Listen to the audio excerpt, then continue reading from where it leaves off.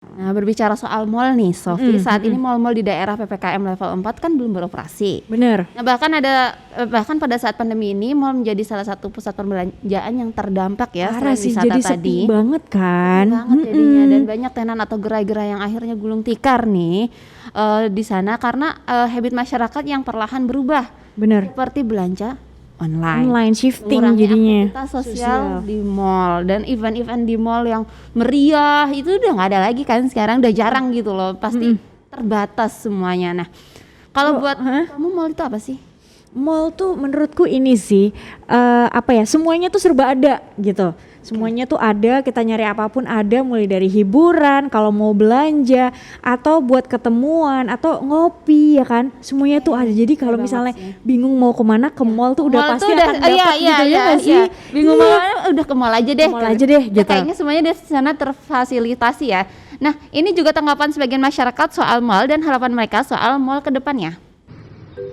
Halo, aku Ayu dari Jakarta. Arti mall buat aku lebih ke tempat ngopi untuk sekedar nongkrong atau untuk ngetik kerjaan.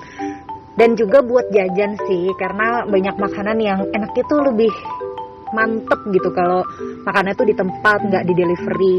Sebenarnya takut nggak takut sih ya ke mall di tengah pandemi kayak gini, apalagi kalau kita lihat udah antusiasmenya tinggi banget, banyak banget orang-orang yang berduyun-duyun gitu datang ke mall. Tapi kalau akhirnya nanti mall akan dibuka kembali, pengennya sih ada pengecekan yang benar-benar ketat ya gitu. Jadi kitanya juga kalau datang ke mall itu jadi ngerasa lebih aman aja. Misalnya benar-benar cek suhu, kalau misalnya memang harus pakai kartu vaksin pun benar-benar dicek. Jadi masyarakat tuh tahu bahwa itu tuh benar-benar penting.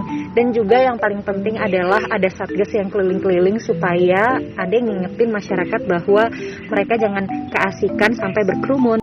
Halo, nama aku Evi. Aku dari Bogor. Apa arti mall buat aku?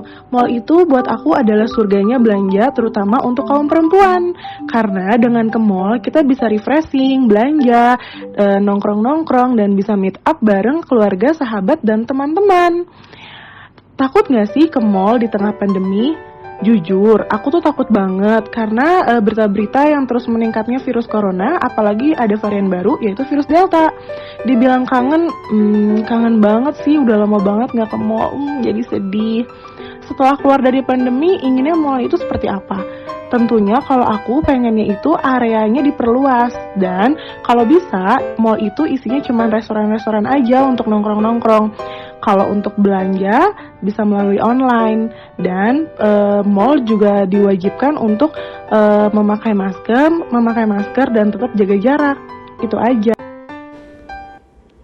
Itu tadi tanggapan masyarakat soal mall, MG Listener, dan terkait eksistensi mall di tengah pandemi ini menimbulkan tantangan bagi industri retail dan pusat perbelanjaan, membuat pegiatnya harus bekerja ekstra keras demi mempertahankan eksistensi pasar. Iya benar banget, dan kita tahu saat ini kondisi mendorong kita untuk serba online ya Sofi, termasuk berbelanja. Nah, bagaimana eksistensi mall ke depannya? Strategi apa saja yang bisa dilakukan oleh pusat perbelanjaan untuk bisa bertahan bahkan mungkin berinovasi ya Sofi di tengah pandemi ini?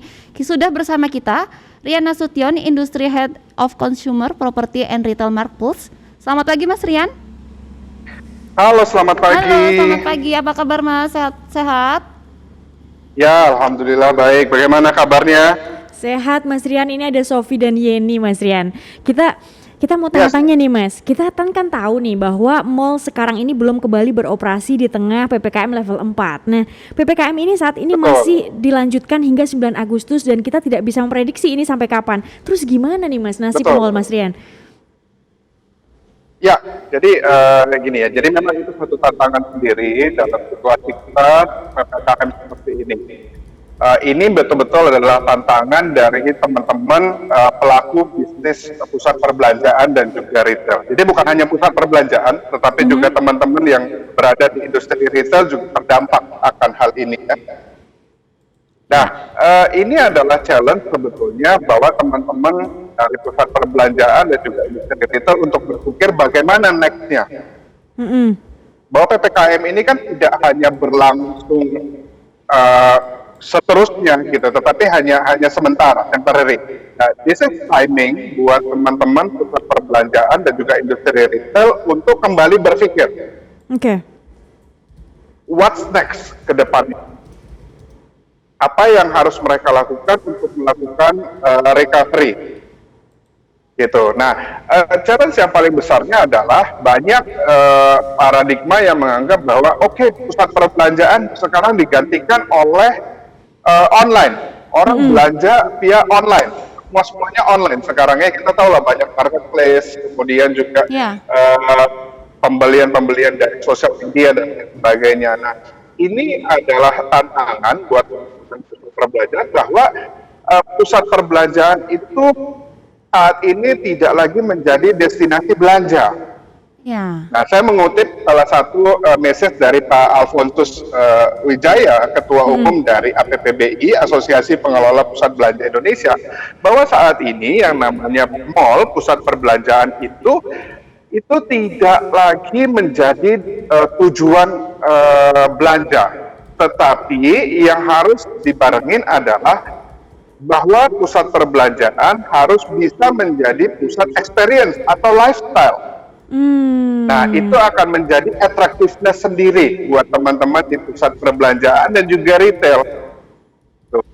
Ini akan Karena kalau berubah orang fungsi. belanja itu bisa lewat online gitu, beres selesai gitu, tinggal tunggu di rumah, by handphone, barang dikirim. Tetapi bagaimana mengattract-nya adalah membangun experience yang luar biasa, yang sesuai dengan marketnya ya masing-masing, dan ini akan dari lifestyle ini akan bisa menciptakan experience yang ditunggu-tunggu oleh customer-nya. Oke, berarti ini ada perubahan tujuan ya dengan adanya mall itu, yang tadinya kita datang ke sana untuk belanja, tapi sekarang mungkin kita ke sana untuk mencari experience yang baru gitu ya, Mas ya? Betul. Nah, ini memang adalah salah satu challenge yang kita hadapin dalam pandemi COVID ini. Nah, untuk Situasi pandemi COVID, sebelum pandemi dan setelah pandemi itu akan jadi berbeda, Mbak. Oke. Nah, Mas Rian, Iya. ini kalau tadi Mas Rian sempat bicara soal e-commerce atau marketplace gitu ya, yang orang-orang sekarang mulai belanja via online gitu. Nah, apakah e-commerce atau marketplace ini bisa menggantikan peran mall, Mas? Atau seperti apa, Mas Rian? Jadi kalau dari kita di Parples menganggapnya berbeda, Mbak, bahwa online itu tidak akan bisa berdiri sendiri. Oke. Coba Mbak Yeni dan Mbak Sofi, sekarang situasinya PPKM, katakanlah harus berada di rumah saja. Kalau Mbak Yeni, Mbak Sofi kan ada di studio juga ya. Tapi Ya. bayangkan kalau harus berada di rumah dalam waktu sebulan, ya katakanlah 1 minggu, 2 minggu gitu ya, sampai dengan sebulan gitu. Orang-orang juga boring, Mbak. Ya. Bener sih Pak Mas Iya Rian. kan, betul. Akan boring gitu. Online, e-commerce, marketplace itu menjadi salah satu alternatif yang memudahkan konsumen untuk belanja, khususnya dalam situasi saat ini. Tetapi kita jangan lupa bahwa yang namanya manusia itu adalah makhluk sosial, Mbak. Akan butuh interaksi. Nah, ketika nanti PPKM ini selesai, katakanlah situasi COVID-nya sudah menurun dan sudah mulai membaik, interaksi ini akan kembali dirindukan. Pertemuan antar manusia, ketemu dengan teman-teman, ngobrol secara offline, itu akan kembali dirindukan. That's why kenapa online itu tidak akan bisa berdiri sendiri. Oke. Memudahkan iya, tetapi experience online itu akan berbeda sekali dengan offline. Oke. Dan tadi kan Mas Rian bilang kalau nantinya akan ada perubahan dari pusat perbelanjaan menuju pusat experience. Nah, experience seperti apa yang nantinya dibutuhkan masyarakat dan yang harus dikembangkan mungkin oleh para pelaku usaha? Ya, kembali lagi kalau kita bicara experience apa yang harus diciptakan, yang terjadi perubahan di shopping mall, itu tergantung dari marketnya, Mbak. Karena kalau kita tahu bahwa market dari shopping mall ini kan berbeda-beda. Segmen marketnya berbeda-beda. Ada market kelas A, ada market kelas B, ada market kelas C. Nah, itu adalah tugas atau PR yang harus dianalisa oleh teman-teman pusat perbelanjaan. Siapa nih target marketnya? Siapa yang market paling potensial yang menjadi konsumennya mereka. Nah, itu yang harus mereka sasar. Apa lifestyle-nya dari market yang ditargetkan mereka tersebut. Oke, tapi kan ini pandemi kan sudah berlangsung 1,5 tahun ya Mas Rian, menuju 1,5 tahun. Nah, Betul. dari dulu juga kita awal-awal pandemi kita tahu bahwa mall juga ditutup seperti itu, kemudian dibuka kembali dengan segala berbagai macam peraturan. Nah, apakah pelaku usaha ataupun para pengusaha ini harusnya belajar atau berkaca dari peraturan-peraturan yang ditetapkan pemerintah selama mungkin 1,5 tahun ini? Apa yang harus dipelajari dan apa yang bisa dilakukan oleh para pengusaha ini nanti ke depannya gitu loh Mas? Untuk beradaptasi Ya, gitu ya. karena tidak menutup kemungkinan atau dikhawatirkan lagi ke depannya akan ditutup lagi, dilonggarkan lagi, ditutup lagi, seperti itu loh Mas. Ya, betul Mbak. Nah, itu dia yang paling penting adalah bahwa kita harus memahami sebelum pandemi dan setelah pandemi itu akan jadi berbeda. Nah, orang-orang setelah adanya COVID seperti ini, tentunya yang dipentingin adalah bagaimana keamanannya dia. Dia harus bisa di make sure bahwa dia dalam situasi yang bersih, dalam situasi yang steril, dalam situasi yang aman. Nah, ini yang harus dipahamin oleh teman-teman di pusat perbelanjaan dan juga teman-teman yang ada di industri retail. Nah, ini shifting inilah yang harus dilakukan. Jadi tidak bisa lagi kita stuck bahwa oke, nanti situasi akan normal lagi. Situasi nggak akan pernah normal lagi, Mbak. Iya benar-benar. Gitu. Sekarang situasinya udah jadi berbeda. Kita sekarang pakai masker itu adalah hal yang wajib kita lakukan. Justru kalau kita nggak pakai masker di tengah keramaian, kitanya yang jadi ketakutan sendiri kan. Gitu. Dan ketika setelah bertemu orang atau setelah menyentuh sesuatu, ada kekhawatiran-kekhawatiran yang munculnya setelah COVID-19 ini. Sebelum-sebelumnya mah kita santai aja kan, ketemu orang deket-deket, ngobrol, berbisik-bisik, menyentuh barang ini, coba pakaian ini. Nah, sekarang situasinya sudah berbeda dan ini akan berlanjut terus.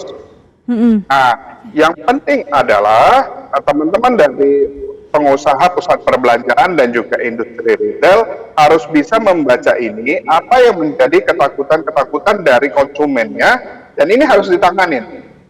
Oke. Kalau untuk saat Harus ini, tanganin, harus ada perubahan. Gitu. kalau untuk saat ini Mas Rian di sejumlah mall ini kan masih ditutup ya, tapi ada sejumlah gerai-gerai juga yang udah tidak lagi beroperasi gitu, gerai gulung tikar dan lain sebagainya. Untuk saat ini seperti apa cara mereka untuk bertahan, baik itu retail ataupun pusat perbelanjaan untuk saat ini, Mas?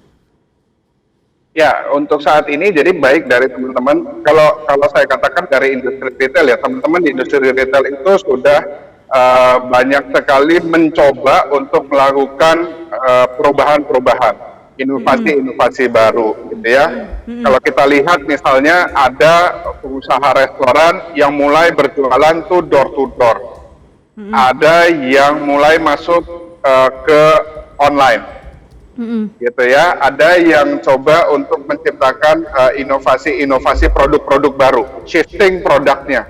Yang tadi misalnya jualan baju, sekarang mulai alat kesehatan, mulai juga jual misalnya masker dan lain sebagainya. Nah, itu yang dilakukan oleh teman-teman di industri retail untuk bisa survive. Sama juga teman-teman dari pusat perbelanjaan, mereka juga mencoba untuk meningkatkan layanannya. Jadi dari mulai unsur safety-nya, cleanliness-nya itu mulai dipastikan. Kita bisa lihat perubahan itu juga sudah ada. Masuk ke pusat perbelanjaan harus cek suhu misalnya, dibatasi jaraknya dan lain sebagainya. Duduk juga tidak boleh dekat-dekatan, dibatasin kursinya dan lain sebagainya. Nah, itu perubahan-perubahan yang terjadi. Sekarang juga kita lihat ada pusat perbelanjaan yang mulai menerapkan untuk yang datang harus bawa kartu vaksin, katakanlah begitu ya. Nah, itulah cara-cara yang mereka lakukan untuk bisa survive dalam kondisi saat ini. Gitu. Nah, Mana yang pasti kita nggak pernah tahu situasi yang pasti itu seperti apa. Karena dalam COVID ini kan situasi yang baru 1 tahun, Mbak. Dan ini juga berubah terus. Jadi ada perubahan terus, dan ini yang memang jadi PR kita bersama untuk mempelajari dan juga menyesuaikan diri. Begitu juga untuk pelaku bisnis. Kalau tidak bisa menyesuaikan diri, ibaratnya kekeh dengan sistem yang lama, ya lama-lama juga akan padam, Mbak, merekanya bisnisnya. Nah, untuk wajib bawa kartu vaksin ini bisa efektifkah Mas untuk bertahan di tengah pandemi bagi pengusaha retail ataupun di pusat perbelanjaan? Ya, itu saya rasa menjadi salah satu solusi sebetulnya ya, bukan solusi utama, tapi solusi alternatif. Karena ini juga tentunya salah satu program yang mendukung usaha pemerintah untuk bisa memvaksin seluruh masyarakat Indonesia. Itu kita tahu bahwa banyak juga masyarakat yang takut untuk divaksin, masih enggan lah untuk divaksin. Kalau kita lihat untuk tingkat vaksin sendiri masih kisaran 20% dari total penduduk. Nah, ini adalah salah satu solusi alternatif dari teman-teman pusat perbelanjaan, satu inisiatif yang harus kita apresiasi juga ya, salah satu dukungan mereka untuk program pemerintah. Dan ibaratnya kalau memang dia sudah divaksin, ini kan salah satu ibaratnya one step ya, dibandingkan tidak divaksin sama sekali gitu. Potensinya juga kita nggak pernah tahu gitu, ini orang bawa penyakit atau tidak. Tapi kalau sudah divaksin, ada confidence level yang lebih tinggi. Apakah jaminan itu pasti aman? Tidak ada yang pernah bisa menjamin bahwa yang namanya vaksin itu adalah pasti akan safety, pasti akan jaminan sehat dan sebagainya. Tapi adalah usaha, ikhtiarnya kita untuk menuju ke situasi yang lebih baik. Baik, Mas Rian, terakhir Mas, ini mungkin bagi MJ listener yang saat ini sedang mendengarkan, tentu kita semua juga di sini, saya Yeni juga pasti pengen kembali lagi belanja normal begitu di pusat perbelanjaan. Tapi bagaimana pusat perbelanjaan ini memastikan bahwa di sana itu nanti akan taat prokes, terus kemudian juga merasa bahwa customer itu aman begitu Mas saat berbelanja?